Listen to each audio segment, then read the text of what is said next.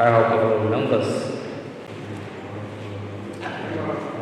This article of impeachment, sir, is a formal notice by the Kano State House of Assembly in compliance with Section 188 of the Constitution of the Federal Republic of Nigeria, 1999, as amended against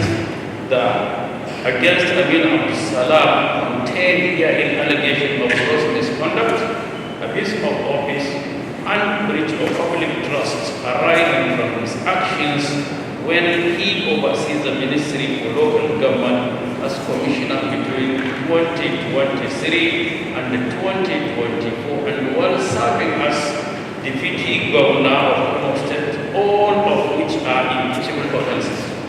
I acknowledge the receipt of this document, and I plead to serve him with written allegations construed against him to defend himself.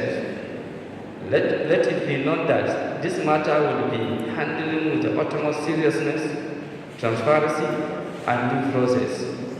All subsequent steps will be strictly guided by the provision of the Constitution of the Republic of Nigeria, 1999 as amended, with detailed procedure for the removal of the executive officer.